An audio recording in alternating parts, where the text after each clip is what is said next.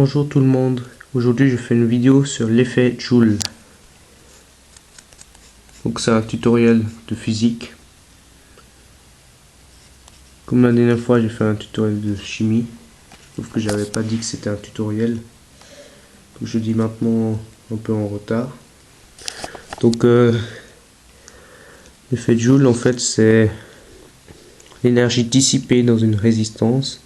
Donc imaginons un circuit où il y a la résistance R.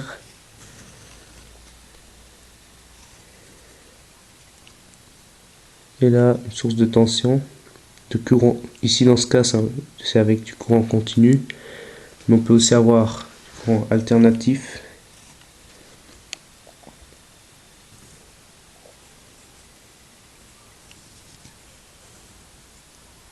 Là. Et là, la source de tension. On fait une petite valve pour montrer que c'est alternatif. Voilà. Donc, c'est sur demande que je fais un exercice du livre électricité, énergie et électricité, et demander pour l'exercice 24. Alors, un chauffe-eau permet d'élever la température de 100 kg d'eau de 15 degrés Celsius à 70 degrés Celsius en 2 heures. La résistance de son corps de chauffe est de 50 ohms. Calculez l'intensité du courant qui circule dans le corps de chauffe en admettant que toute l'énergie qu'il consomme est absorbée par l'eau. Donc, on fait déjà la liste de données. Ici, on n'a pas vraiment besoin de faire un dessin. Il n'y a pas de circuit en tout cas. On a besoin d'écrire comme ça. Surtout qu'on n'utilise même pas la tension ici. Donc il y a la masse égale à 100 kg. Après, il y a θ1, donc la température, qui est de 15 degrés Celsius, et θ2, qui est 70 degrés Celsius. Après, c'est en 2 heures. Et 2 heures correspond à 7200 secondes, car dans 1 heure, il y a 3600 secondes. Et la résistance est de 50 ohms.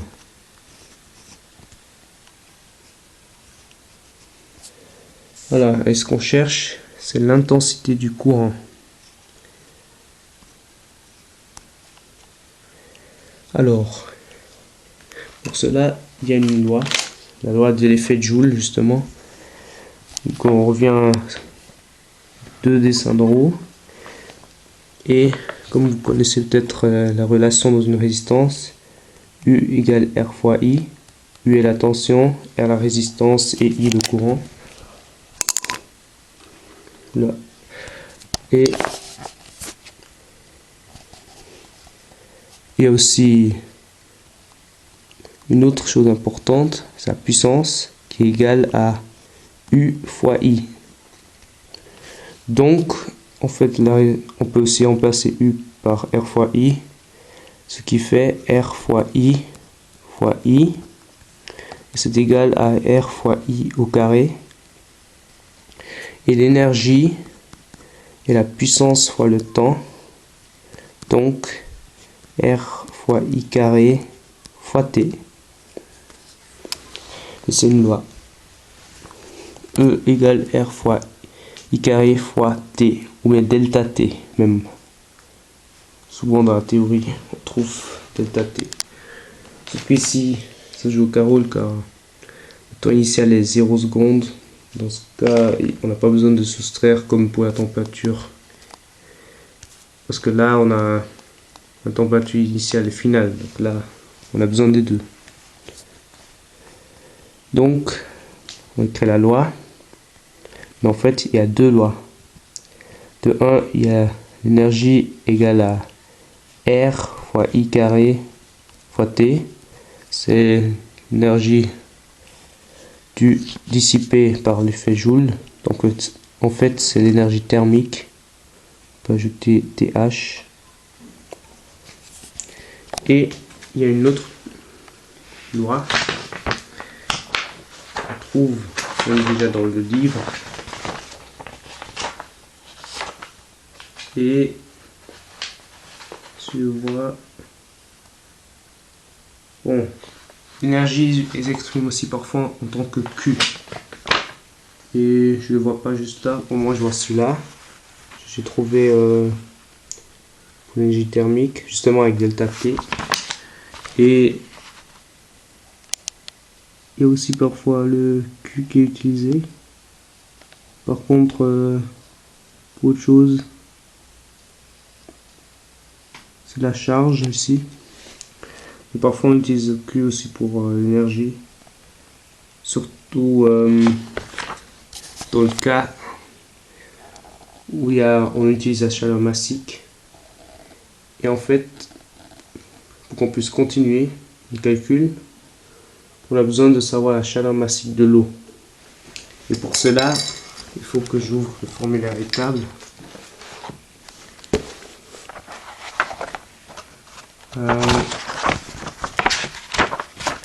Alors, je pense que c'est cette page. L'eau. Là. Et il y a la chaleur massique. On a besoin pour liquide. Et c'est 4,18 fois 10 puissance 3. L'unité est le joule par kilogramme Kelvin. Sauf qu'il s'agit ici de, comme pour une différence de température. Donc 1 Kelvin en différence de température équivaut à 1 degré Celsius. Donc on peut le laisser ainsi. 1 degré Celsius aussi. Et l'unité est le C. Et le signe de formule C.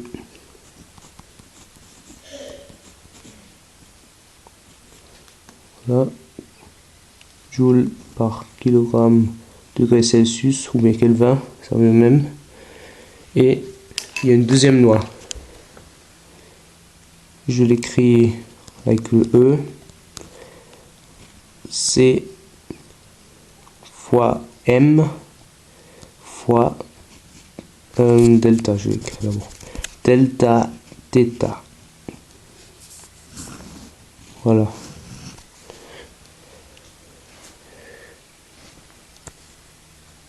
Et ces deux lois, on peut les mettre ensemble. Donc en fait, on a besoin des deux pour faire le calcul. Donc R fois I carré fois T est égal à C fois M fois delta θ. Et ce qu'on cherche, c'est I.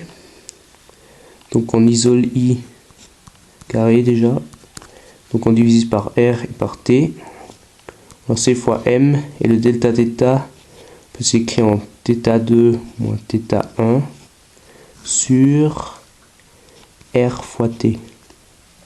On tire la racine carrée et on obtient pour I C fois M delta θ2 fois delta θ ou delta θ2 moins delta pas delta moins θ2 moins θ1, voilà. R fois T, la racine carrée. On remplace les lettres par les chiffres. Donc pour C, on a 4,18 fois 10 puissance 3 joules par kilogramme degré Celsius.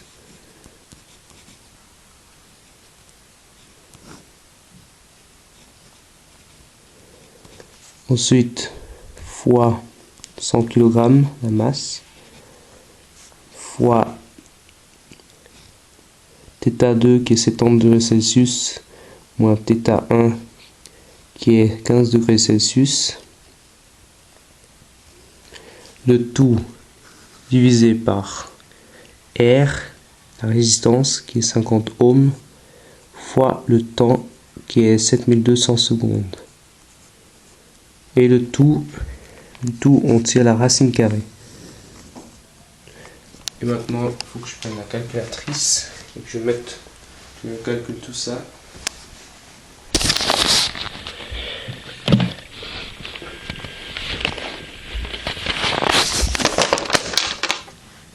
Voilà.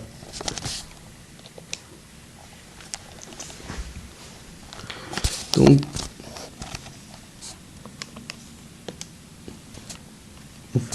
on prend la racine, on fait la fraction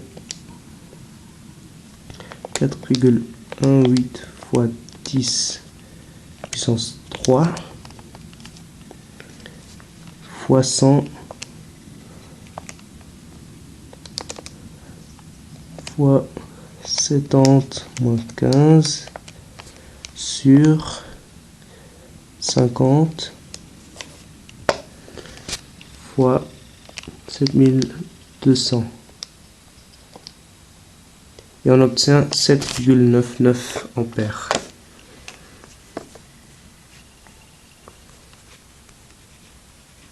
Voilà, ça c'est le résultat.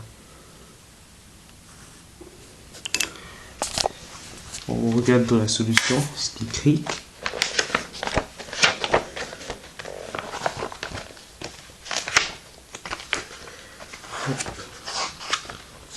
Alors c'était la page 56. Donc c'est écrit 8 ampères. Donc ça veut dire qu'ils ont arrondi à un chiffre significatif, tandis que j'ai arrondi à 3 chiffres significatifs. Car je trouve qu'un chiffre significatif c'est un peu peu, et j'aimerais quand même que ce soit plus, puisque les données ont quand même plus qu'un chiffre significatif.